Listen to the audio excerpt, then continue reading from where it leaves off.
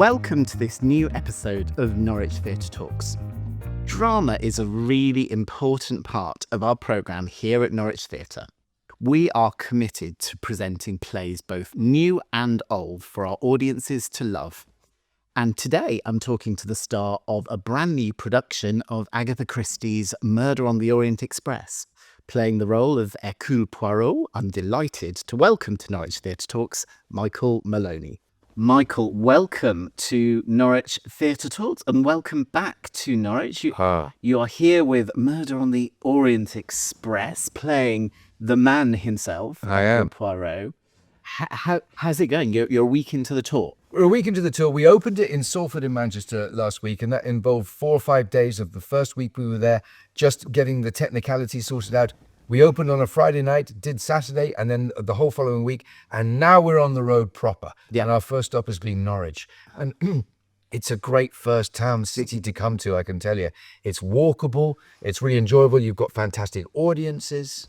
We're really, really happy to be here. Though we've only actually been here about 28 hours. Yeah. But we've done 2 shows already. Yeah, and you are so good to come and talk to us. You are in between shows. You've done a matinee today. You're going back this evening. My pleasure. And am I talking to Michael or Hercule at the moment? You are talking to Michael.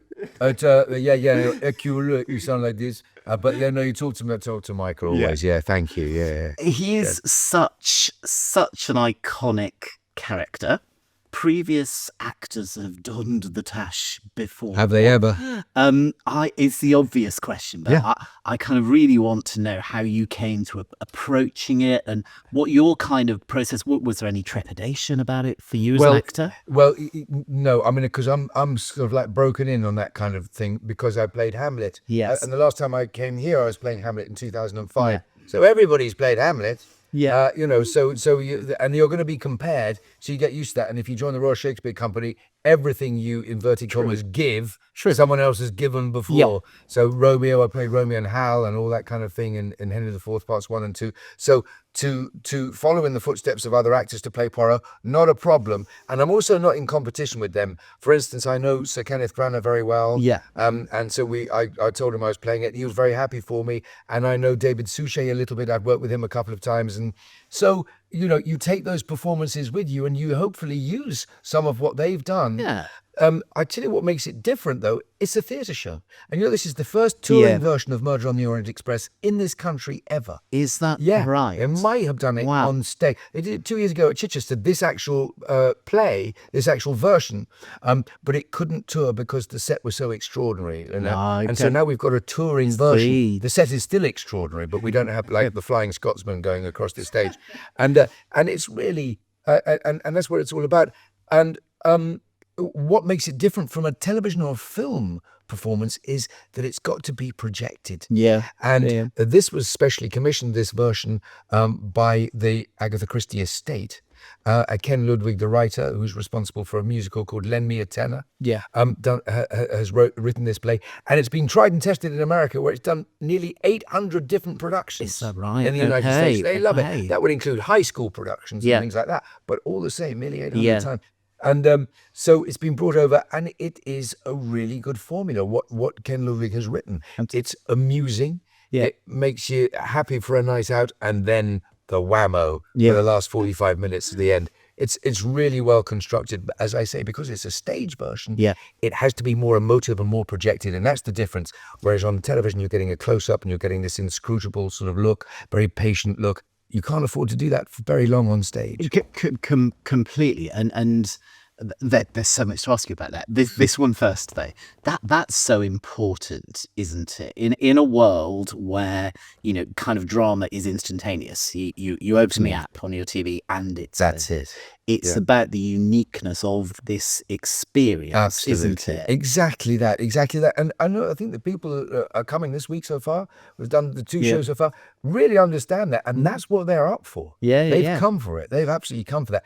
Also, there is a massive following for Agatha Christie. Yeah. It doesn't matter who's in it. You come to see an Agatha Christie show, and then you know the story, and then you realise there were bits you didn't know. Well, that's it. That was my other question. Is we all think we know the Poirot character because we've seen the TV show, we saw the film with Ken Branagh. Yeah. But lots of people won't have read the book, actually. No, They absolutely. won't. And there's richness. She writes incredibly rich characters. And Indeed. Suchet and Branagh are only able to take so much, aren't Exactly. they? Has that been part of your process? Well, I think so. I mean, first of all, you're governed a lot by the text, and the text presented to us guides us in a certain way. So you can go and do a considerable amount of research, and that will all help you. But unless you follow the style that the writer has laid out for you, it's going to be a conflict of interests, I think, or a conflict of interpretation. Yeah. So you go with what Ken Ludwig has written. And I think we're very fortunate in as much as that it's really entertaining and really well crafted. Yeah. So it's not a problem to follow what he has written. In fact, it's a privilege, it's a pleasure. But that's really it. You start to try to borrow from other people's performances, or start to borrow from the actual production and their writing, you get into trouble. Yeah, You get into absolutely. trouble. And it happened very early on at Stratford. I was playing Romeo, and it didn't go well. It did not go well. And people started writing in to tell me how I should play it. Yeah. And so I took their notes. And before you know it, you've lost the agreement you've had with the director and the text that you were working on. Yeah. And you're trying to help please everybody, and it doesn't work. If you're in something, just stay with it through thick and thin.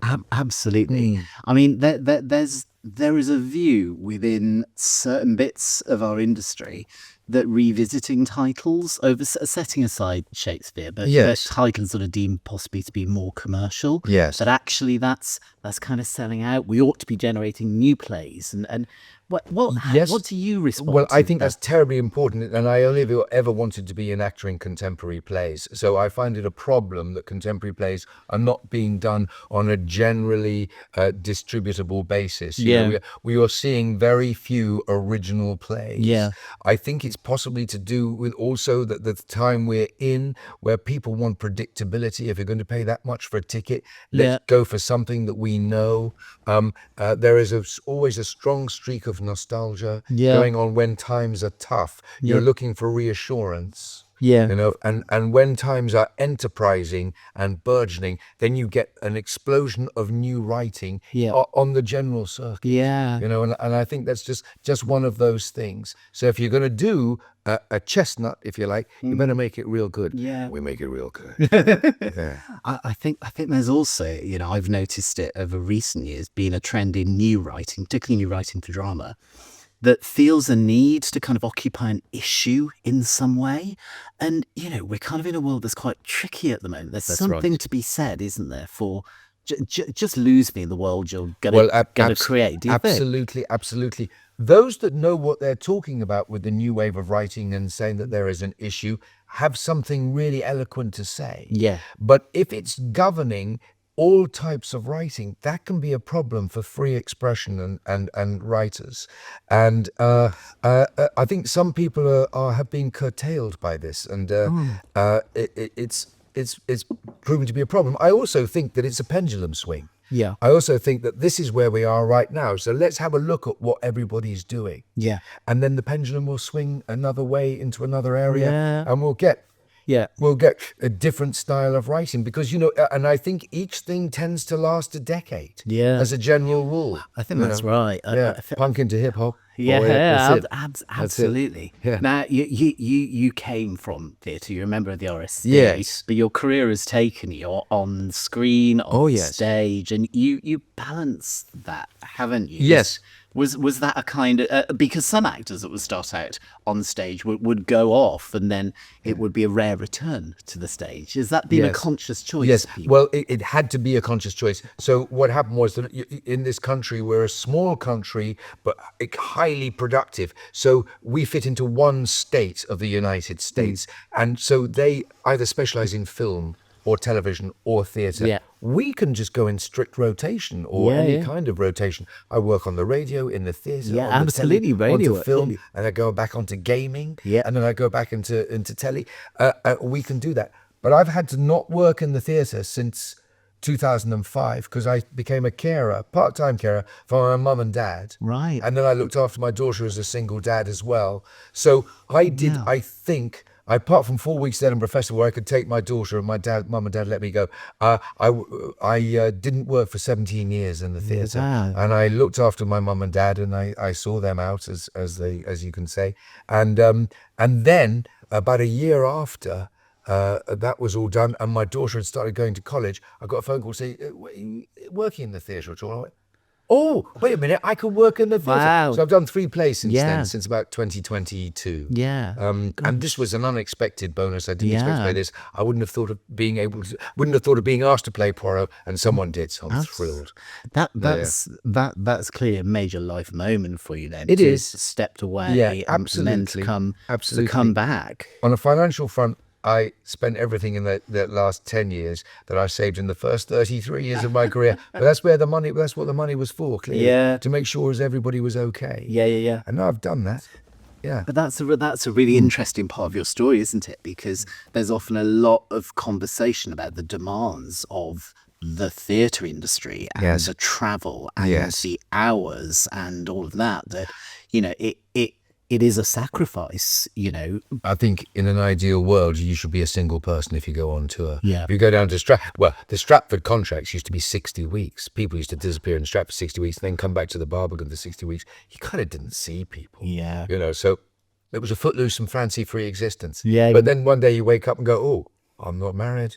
I don't have a family. I've got nothing. But I've got a great suitcase." Absolutely. Yeah. But it's amazing because I think I happened to switch on Netflix the other day, and it was, let's watch a random episode of The Crown, and there you were. I know. You were Ted Heath. I know. I was Ted Heath in 3 episodes of series 3 of The Crown, and it was great fun. But and that was during that time that I've been describing to you. Okay. And that was 8 days' work. Right.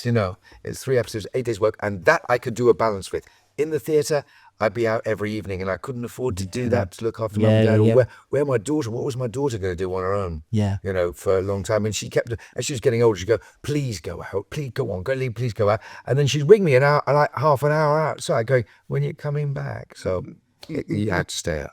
Yeah. Oh, I could talk to you for ages and ages and ages.